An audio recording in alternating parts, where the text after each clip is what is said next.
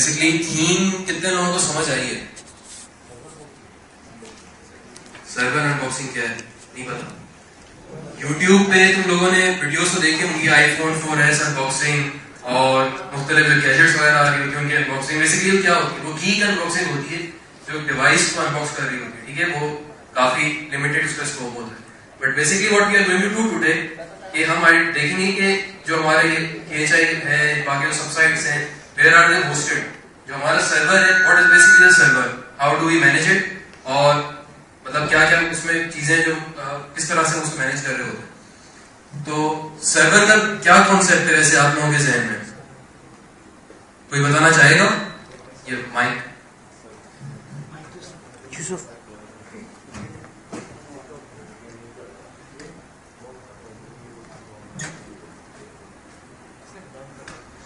ये करूं सर्वर्स जो होते हैं, हमें कुछ जैसे हम वेबसाइट से कुछ होस्टिंग वगैरह करनी है तो उसके लिए सर्वर्स बनाए जाते हैं। They are basically two types of servers, Windows server hostings and Linux server hostings. जो विंडोज सर्वर होस्टिंग है वो फ्लेक्स पैनल पे होस्ट की जाती है, जो इसका पूरा सेटअप करता है कि जैसे जो उसके अंदर सब यूजर्स बने होते हैं, इनके पास रूट पेज नहीं होता या विंडोज में एडमिनिस्ट्रेटर पेज नहीं होता, तो वो जो होते हैं वो फ्लेक्स पे चल रहे होते हैं। जबकि जो मोस्ट सिक्योर होता है वो लिनक्स में होता है, लिनक्स के अंदर सी पैनल चल रहा होता है जो WHM होता है। तो WHM are very secure scripts और लोग उसको प्रेफर करते हैं। और जो सी पैनल्स हैं वो WHM के अंदर आए थे, वो नॉर्मल यूजर्स के इंटरफेरेंस होता है कि वो किस तरह अपनी वेबसाइट मैनेज कर लेंगे। और इस तरह जो सर्वर है उसके ऊपर जो कर्नल्स चल रहे हैं तो वो कर्नल्स को मैनेज करते हैं कि WHM के साथ कौन सा कर्नल सही रहेगा। Okay, you spoke a lot of things जिसका मेजॉरिटी को कुछ आइडिया नहीं होगा, ठीक है, तो हम यही चीजें डिस्कस करेंगे इन डिटेल। बेसिकली अगर सर्वर है किसी के पास, ये कॉन्सेप्ट कर्नल्स को मैनेज करते हैं कि WHM के साथ कौन सा कर्नल सही रहेगा। Okay, you spoke a lot of things जिसका मेजॉरिटी को कुछ आइडिया नहीं होगा, ठीक है, तो हम यही चीजें डिस्कस करेंगे इन डिटेल। बेसिकली अगर सर्वर का किसी के पास ये कॉन्सेप्ट है कि बहुत हेफ्टी मशीन होगी, ठीक है, तो वो बिल्कुल गलत है। Server is only a machine that serves some purpose. आप लोगों का क्या वाइल्ड गेस होगा हमारा सर्वर की स्पेक्स क्या होंगी? Any wild guess? No?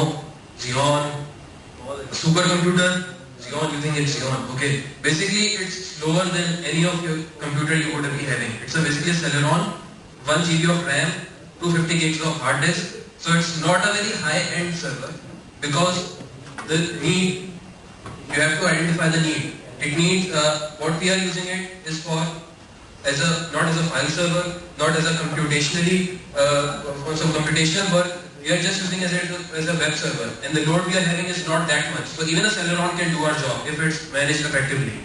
Secondly, you pointed out कि मतलब server की types होती हैं, ये होता है. So you were like doing it on Windows and Linux based.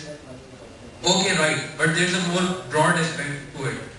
देखो सर्वर में दो कैटेगरीज होती हैं. One is managed hosting and the another is unmanaged hosting. Managed hosting में क्या होता है कि you pay a little less and you have managed hosting. Managed hosting में basically the service जो आपको provide कर रहे हैं server, they manage the hardware, they manage the OS and they give you just the interface to handle it. Okay, so you have little control, but you have a lot of peace of mind because it's controlled by real tech people. ठीक है? The other one is unmanaged hosting. Okay, and that it come in like dedicated servers and cloud etc. तो उसके अंदर हमारे पास power ये होती है कि we can control down to the OS. ठीक है? तो हार्डवेयर फिर भी हम कंट्रोल नहीं कर सकते, लेकिन डाउन टू द OS हम सारी चीजें कंट्रोल कर सकते हैं. So that gives us power, but also increases the responsibility. The server we are having at KHI is a dedicated server, and we were masters control it down to the OS level. Okay, तो अच्छा अब basically ये तो front end है, ये एक website है, लेकिन बैक एंड पे किस तरह से चीजें मैनेज हो रही होती हैं वो हमने आज देखना है. ये जो चीजें आज हम डिस्कस करेंगे काफी वेब मास्टर्स को भी नहीं पता, तो it would be real privilege for those who are here. Okay, basically इस तरह से डोमेन्स का आइडिया है. Domain, what is a domain? That same person, anybody else? Domain तो पता होगा यार. नो?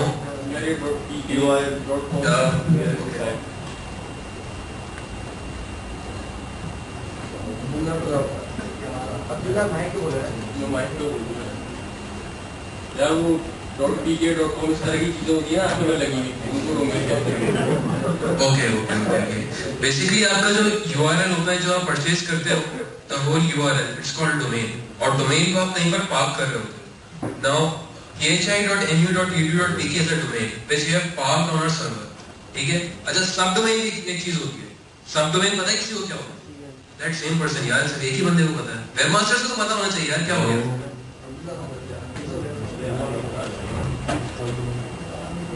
ओके चलो मैं बता देता हूँ। सब डोमेन बेसिकली क्या होता है कि we bought the main URL khi.nu.edu.pk and we have full control over its subdomain. Subdomains mean anything behind the prefix, like behind the prefix. मतलब ये जो आपका कोई भी आप prefix ऐड कर सकते हो उसके अंदर, आप anything like webmasters.khi, tnc, acm, every other thing, ठीक है, जो भी आप डालना चाहो, that are subdomains. तो basically ये सारी चीजें वो हम लोग मैनेज कर रहे होते हैं। तो अब यहाँ से मतलब यहाँ से तो मैनेज नहीं होगा, उसके लिए बेसिकली कंट्रोल पैनल होता है, सी पैनल। अच्छा सी पैनल जो है आपका that is a control panel for a single domain. उसके अंदर क्या क्या चीजें होती हैं we'll see here.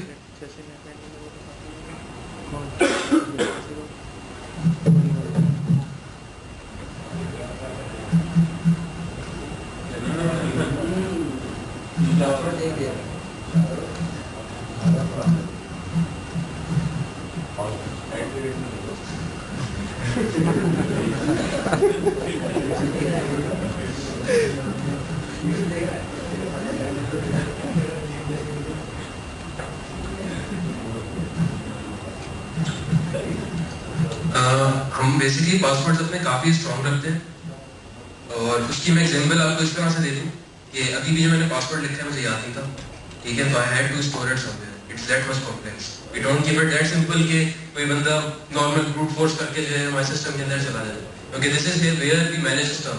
So if anybody gets into here that's serious problem for us. Okay this is basically C panel, control panel. तो control panel वैसे ही है, हमारी जो मशीन है that is dedicated server using Linux and the specific operating system we are using is CentOS. तो ये control panel है जो कि विजुअल अपीयरेंस दे रहा है क्या क्या इसमें ऑप्शंस हैं। तो बेसिकली ये hi.nu.edu जो हमारा मेन डोमेन है दैट्स होस्टेड हियर। अगर लिनक्स के यूजर्स का आइडिया है किसी को? ऑपरेटिंग सिस्टम तो काफी लोगों ने पढ़ा होगा, लिनक्स के यूजर्स को पता होंगे यार, नो? बेसिकली आपकी जो होम डायरेक्टरी होती है उसके अंदर लिनक्स के अंदर जो जितनी भी सब डायरेक्टरीज होती हैं दैट कम्स एज यूजर। अब लिनक्स के बेसिकली होता है हर डोमेन के लिए एक आप यूजर असाइन कर देते हो, और वो लिनक्स में जो ऑपरेटिंग सिस्टम लेवल पे मैप होता है वो एक यूजर पे होता है। तो उसकी जितनी भी फाइल्स हैं, डेटाबेस वगैरह हैं, वो सब उस यूजर के डोमेन के अंदर आते हैं। यहाँ पर हमारे पास जो ऑप्शंस है एक मेल का है। अब मेल का इस तरह से है कि if you are aware procon.net.pk is also hosted on our server, और उसके अंदर जो ईमेल एड्रेसेस हैं like pr@procon.net.pk, some other guy@procon.net.pk, तो वो सारी चीजें हम यहाँ से कंट्रोल करते हैं, उनका अकाउंट्स देते हैं and you can directly mail to that accounts, ठीक है। तो वो सारी चीजें हम यहाँ पे कंट्रोल कर रहे होते हैं। फिर हमारे पास फाइल्स आती है, this is the thing we usually use most. File manager है हमारे पास एक। फाइल मैनेजर में बेसिकली क्या होता है कि आपकी जितनी भी फाइल डायरेक्टरी लिस्टिंग है वो आ रही होती है, तो यहाँ पर हमारा सारा कोड भी मौजूद होता है, ठीक है, और इस तरह हमने पूरा इसको मैनेज किया हुआ है। There are lot of files, backup लेने में काफी टाइम लगता है इसको। Next we have FTP accounts that we use most. FTP accounts basically हम हर वेब डेवलपर को या वेब मास्टर्स को इवन cPanel अकाउंट नहीं देते because it's big responsibility and we only give it after at least 1 year of experience। तो हम FTP accounts देते हैं। FTP अकाउंट्स बेसिकली क्या होते हैं कि फाइल ट्रांसफर प्रोटोकॉल का यूज करते हुए हम एक असाइन कर देते हैं इस डायरेक्टरी का एक्सेस किस बंदे को है with some user name and credential, तो वो फाइल क्लाइंट को यूज कर लेता है, FTP क्लाइंट लाइक फाइलzilla या online@ftp.com, any indirectly uses our server। फिर हमारे पास आता है MySQL डेटाबेसेस। अच्छा डेटाबेसेस कितने लोगों ने पढ़ा हुआ है कोर्स या पता हो?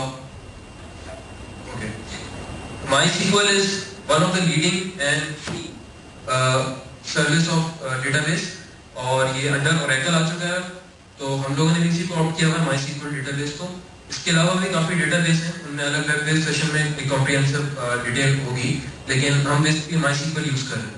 और इसके अंदर भी हमारे पास मतलब डेटाबेस सेटअप है, डेटाबेस विजार्ड है, जैसे कोई हुए PHP में just sneak peek of how we manage our data.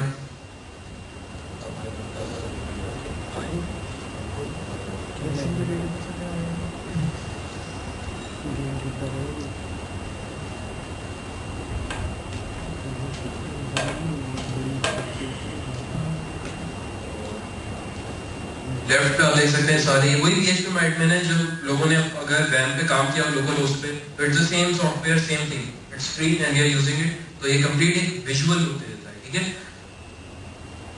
सारे आपके डेटाबेसेस वगैरह मौजूद है, जितना भी आपका डेटा होता है, स्काईलार्क का, असाइनमेंट्स, एवरीथिंग। उसके अलावा हमारे पास ब्लॉग्स वगैरह होते हैं, वी स्ट्रिक्टली मैनेज ब्लॉग्स, यानी हम हर चीज देख सकते हैं कि who are our latest visitors, हमारी बैंडविड्थ कितनी यूज हो रही है। Although we have unlimited bandwidth but we still see if any मतलब कोई एक्सेप्शन अगर आ जाती है हमारे पास।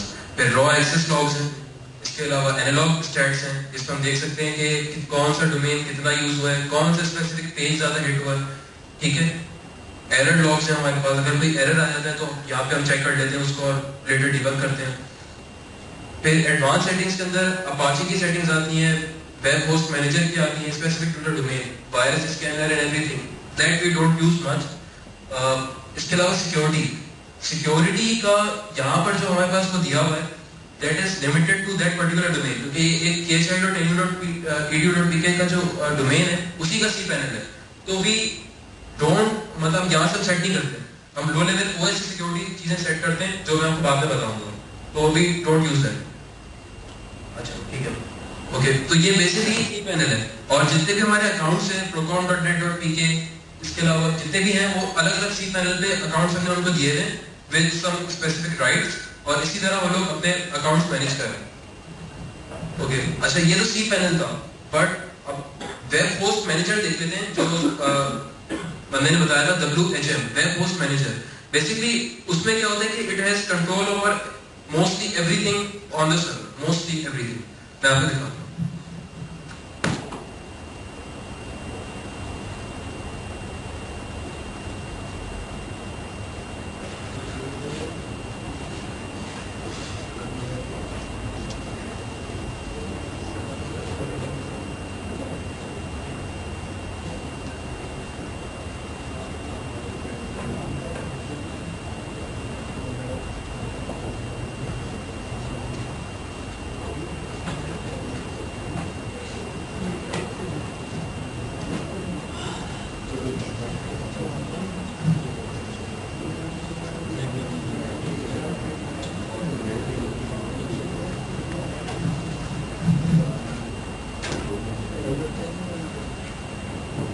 Okay, here we have the big guy, the web host manager.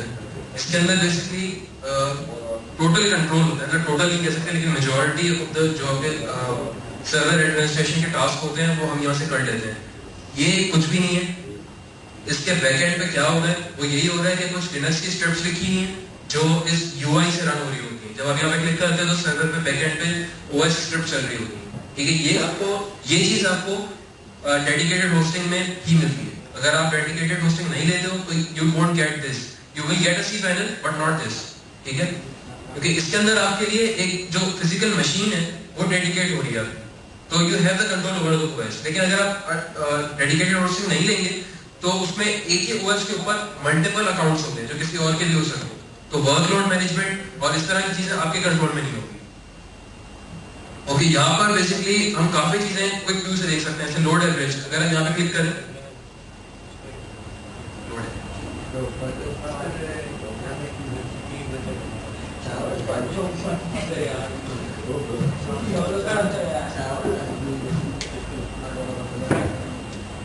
यहाँ पर हम देख सकते हैं कि अभी कौन से प्रोसेसेस सर्वर पे चल रहे हैं, कौन कितनी यूजेज कर रहा है, और अगर कोई ग्रीडी टास्क होता है तो हम यहीं से उसे किल करते हैं। जैसे अगर अभी आप देखें तो जो वेब होस्ट मैनेजर हमने अभी लगाया है ये यहाँ पे चल रहा है, ठीक है। CPU 90% ले रहा है क्योंकि it's a priority task here the root. Additionally यहाँ पर HTTPD, ये किसी को पता है क्या होगा? No idea. ओके, लिनक्स के यार मतलब क्या प्रेफर नहीं करते तुम लोग लिनक्स को? डीमन होता है तो बताओ। HTTPD is basically a process of Apache, और यहाँ पर हो ये रहा होता है कि every single process is handling about 8 requests, और ये जब ज्यादा लोड होता है हमारे सर्वर पे, हमने इसको इस तरह से कॉन्फ़िगर किया हुआ है कि it forks itself, मतलब रेप्लिकेट कर लेते हैं अपने आप को। तो करंटली दिया 1 2 3 4 5 6 7 8 9 10 11 12 वर्कर प्रोसेसेस रनिंग साइमल्टेनियसली। अगर किसी को कंप्यूटर नेटवर्क्स पढ़ा हो, उसको एक्टिव और पैसिव सॉकेट्स का आइडिया हो, तो वही काम हो रहा है यहाँ पर। इसके अलावा और भी बहुत सारी चीजें चल रही है, जैसे स्पैम चाइल्ड है, और ठीक ठाक माइसीक्वल है, बैकअप क्वेरीज चल रही होगी हमारी रेगुलरली। ओके, तो ये तो बेसिक आपका ओवरव्यू हो जाता है। इसके अलावा अगर आप लेफ्ट कॉलम में देखें तो काफी सारी चीजें हैं, जैसे होस्ट नेम आप डिफाइन कर सकते हैं, name server eyepiece. Name server basically DNS का होता है। डीएनएस का आइडिया है आप लोगों को? सीएन कितने लोगों ने पढ़ा हुआ है फ्रेंकली? Okay, very good. जब आप कोई भी यूआरएल लिखते हो ना अपने ब्राउजर के अंदर, फॉर एग्जांपल google.com, तो your computer does not know कि google.com कहाँ पर है। तो बेसिकली करता ही है कि नेटवर्क सेटिंग में आप लोग डीएनएस लिखते हो ना एक आईपी, वो उस आईपी से पूछता है कि what is the IP of this name google.com, और फिर वो जो रिस्पांस देता है वो फिर हम उस आईपी पे पिंग करके वहां से डेटा लेके आते हैं। तो क्योंकि ये डेडिकेटेड सर्वर है, तो इट गोज लाइक दिस कि हमारा server is the authoritative, like it's the source of the DNS. ठीक है, यहाँ पे जो khi.nu.edu.pk की जो एंट्री है, यहाँ पर उसका मतलब कंट्रोल है। अब होता ही है कि गूगल जो है हमने मैनेज किया हुआ है इस तरह से कि गूगल को हम बताए थे कि khi.nu.edu.pk has this IP, okay, keep it with you and contact us back again in 1400 seconds. 1400 second इसलिए कि टाइम टू लिव है।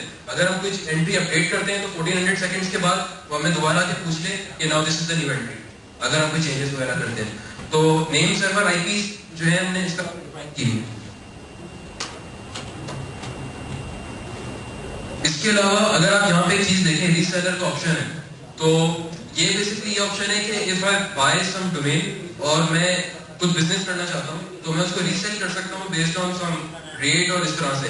अगर आप लोग कुछ मैगजीन वगैरह question mic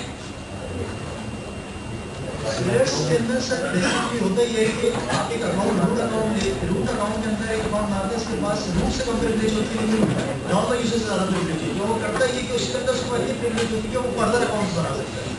sellers further account बना के उनको सेल करता है, जो कि आप जैसे सी बैलेंस किसी का खरीद रहे हैं तो रूट से होकर अपने रिसेलर्स बनाते हैं। रिसेलर्स कौन होते हैं? रिसेलर्स तीन तरह के होते हैं, बहुत ही तो एक सबसे हाई प्रायोरिटी रिसेलर्स होता है, उसके बाद दूसरा होता है, उसके बाद तीसरा। तो रूट्स जो रिसेलर्स को लेते हैं और रिसेलर्स आगे बढ़ता सी बैलेंस कर रहे हैं, और दूसरे का आपने कहा सी बैलेंस और डब्ल्यूएचएम के स्क्रिप्ट में सी बैलेंस दो एक ही। वेल देखो, डब्ल्यूएचएम जो है ना वो और सी पैनल में ये डिफरेंस है कि WHM is a like sort of superset. जो आपका सी पैनल है उसमें लिमिटेड चीजें होती हैं। बेसिकली जब आप WHM इंस्टॉल करते हैं सर्वर के ऊपर, तो WHM जो पूरा स्क्रिप्ट है उसके अंदर सी पैनल आता है। सिर्फ कोड से जो डिफॉल्ट कोड है सी पैनल की वो 208 पर है। अगर आप या रिसेलर्स करेंगे तो 208 सही है, पूरा ये किसी ओके सही। लेकिन बेसिकली हम जो एक्सेस वगैरह दे रहे होते हैं वो डिफरेंट उस पे दे रहे होते हैं। अगर हम डोमेन दे रहे हैं तो उसके ऊपर अगर मैं WHM आपको खोल के दिखाऊं तो वो इतना कॉम्प्रिहेंसिव लुक नहीं होगा, ये सिर्फ रूट भी नहीं देगा, राइट? अच्छा, इसके अलावा हमारे पास यहाँ पे अपाचे की कॉन्फ़िगरेशंस वगैरह है, जिसमें हम वेरिएबल्स वगैरह सेट कर सकते हैं और अपग्रेड वगैरह अगर करना हो तो वो कर सकते हैं। FTP सर्वर कॉन्फ़िगरेशन है, यानी FTP में दो हमारे पास बेसिकली ओपन सोर्स अवेलेबल होते हैं, एक तो प्रो FTP है और एक प्योर FTP है। तो दोनों के डिसएडवांटेज एडवांटेजेस हैं, तो हम वो भी सिलेक्ट कर सकते हैं हमें कौन सा एक्चुअल यूज करना है। इसके अलावा मेल सर्वर है, क्योंकि हम मेल वगैरह भी दे रहे होते हैं, तो मेल सर्वर की जो सेटिंग्स है वो उसको भी हम यहीं से मैनेज कर रहे होते हैं। PHP कॉन्फ़िगरेशन एडिटर है, जो आपकी PHP की जो फाइल होती है कॉन्फ़िगरेशन की, वो आप यहाँ से एडिट कर सकते हैं। इसके अलावा क्योंकि हम लोगों का सिर्फ एक ही सर्वर है, अगर हम लोगों के मल्टीपल सर्वर्स होते हैं तो हमें एक क्लस्टर कॉन्फ़िगर कर सकते थे, और उसमें ये होता है कि हम सर्विसेज आपस में डिस्ट्रीब्यूट कर लेते हैं। इसके अलावा जो DNS है उसको भी, मतलब जहाँ पे DNS क्लस्टरिंग है वो भी हम डिस्ट्रीब्यूट कर सकते हैं। लेट्स सपोज के फॉर इन एनी केस हमारा अगर एक सर्वर डाउन होता है तो बाकी सर्वर कैन स्टिल रिस्पॉन्ड, ठीक है। तो currently we have a cluster. अच्छा, इसमें एक चीज जो काफी इंपॉर्टेंट है जो हम यूजुअली करते रहते हैं, सिस्टम रिबूट। और इसमें भी दो टाइप्स हैं, फोर्सफुल रिबूट है और एक ग्रेसफुल रिबूट है। तो मतलब ये तो इंग्लिश का सवाल है कि फर्क क्या लगता है आपको इसमें? फोर्सफुल इमीडिएट होता है,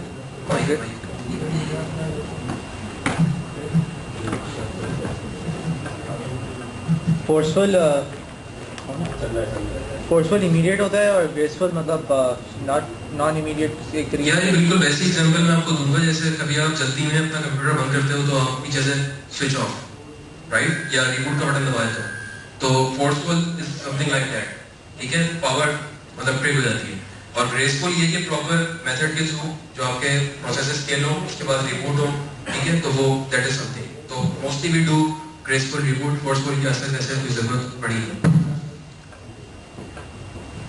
इसके अलावा अपाचे स्टैट्स हैं, प्रोसेस लॉग्स हैं, सर्विस स्टेटस वगैरह हैं, मतलब हमें चेक करना है कि अच्छा यहाँ पर होता ये है कि हमारी जितनी भी चीज़ें मौजूद हैं they act as a separate service. For example कि अगर FTP है, HTTP है, SSH है, तो there is a separate service. अगर कोई एक डाउन होता है तो दूसरा डाउन नहीं होता। तो this is a very good architecture, ठीक है, मतलब हर चीज सेपरेट है। तो वी कैन मतलब एक चीज के डाउन होने से सब कुछ डाउन नहीं होता।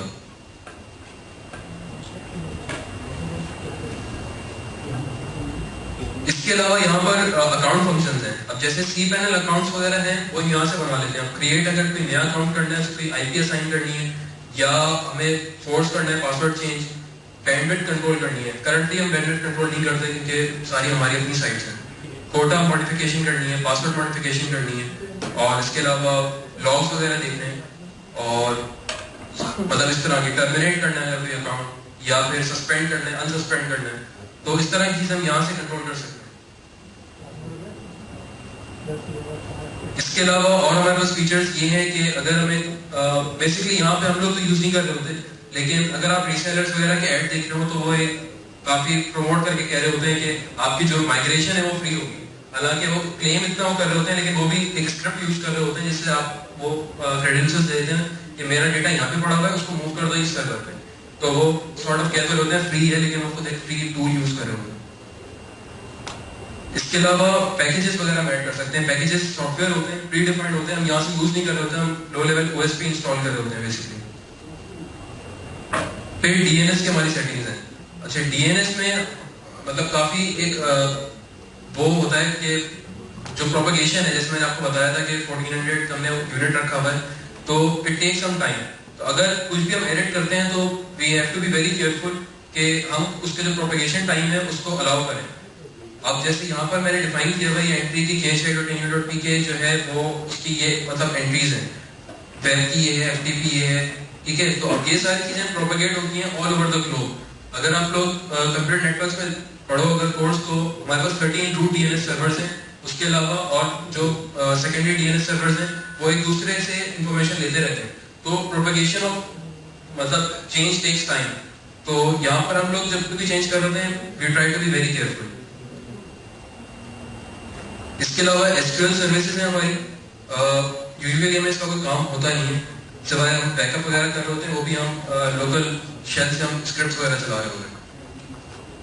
सेकेंडली ईमेल, सॉफ्टवेयर, एवरीथिंग हम ये सब शेल से कर रहे होते हैं, वो भी मैं आपको दिखाता हूँ किस तरह से होता है। फिर एडिशनल हमारे पास ये ऑप्शन है रीस्टार्टिंग सर्विसेज, यानी आज क्योंकि मैंने आपको बताया कि हर सर्विस हमारी सेपरेट प्रोसेस है, तो अगर कोई क्रैश होता है, कोई इशू होता है, तो हम सब स्पेसिफिकली उसको रीस्टार्ट कर सकते हैं instead of restarting the whole system. तो यहाँ पर जैसे DNS हम कर सकते हैं, FTP, HTTPD और POP3, SSH, MySQL, ओके। तो ये तो बेसिकली एक फैंसी लुक है, और यूजुअली हम इसको उस वक्त एक्सेस करते हैं कोई काम करना और मतलब प्री डिफाइंड यहाँ पे स्क्रिप्ट्स लिखी हैं, लेकिन जब हमें कोई मतलब सीरियस काम करना हो, बैकअप लेना हो, इस तरह का कुछ करना हो, तो हम ये फैंसी टूल यूजुअली यूज नहीं कर रहे होते। हम बेसिकली SSH प्रोटोकॉल यूज कर रहे होते हैं, और उसमें होता ये है कि आप पुटी एक इंटरफेस होता है, एक सॉफ्टवेयर है, काफी लोगों ने यहाँ पे यूज भी किया हुआ है। तो उसमें आप रिमोटली कनेक्ट हो जाते हो सर्वर से और आपको एक शेल मिल जाता है, और वहां पे आप उसी तरह से यूज कर सकते हैं जैसे आप पर्सनल अपने PC पे लिनक्स कर रहे हो, ठीक है। बट द डिफरेंस इज कि अगर आप यही सोचें कि अगर आपके पास डेडिकेटेड सर्वर मौजूद है तो आप ओएस लेवल पे हर चेंज कर सकते हैं, ठीक है। आप ये नहीं कर सकते कि आप ओएस चेंज कर लो, ठीक है। ये सारी चीजें जो हैं इसके लिए आपको फिर जिससे आपने जो आपका क्लाइंट मतलब जो आपको सर्विस प्रोवाइड कर रहा है उसके लिए स्पेसिफिक टिकट्स होते हैं, रिक्वेस्ट टिकट्स होते हैं जो आप प्लेस करते हैं और वो वहां पे चेंज करते हैं। क्वेश्चन? ओके, तो बेसिकली यहाँ पे मतलब शेल आ जाता है, मैं आपको दिखाऊं।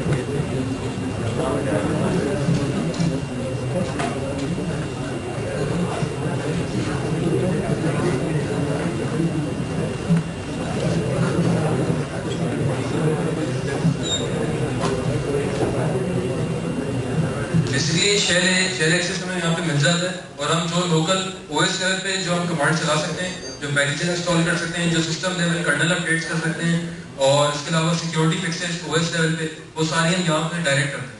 तो यहाँ जो कंट्रोल होता है दैट्स ऑसम, मतलब आप ओएस लेवल पे कर रहे हैं, आप लिमिटेड नहीं है। WHN cPanel you are limited to what is provided. अगर आप कुछ ऐसा काम करना चाह रहे हैं जो वहाँ पे नहीं प्रोवाइडेड है तो आप वो नहीं कर सकते, लेकिन यहाँ से यू हैव फुल एक्सेस। अब जैसे अटैक्स वगैरह है, जिसको पता है DDoS अटैक्स और इस तरह के अटैक्स, ठीक है, एक ही बंदे को पता है यार, दैट्स नॉट गुड। ओके, तो वो सारी चीजें जो हैं सिक्योरिटी पॉलिसीज वगैरह ज्यादातर हम लोग यहाँ शेल से सेट कर रहे होते हैं, ठीक है। ओके,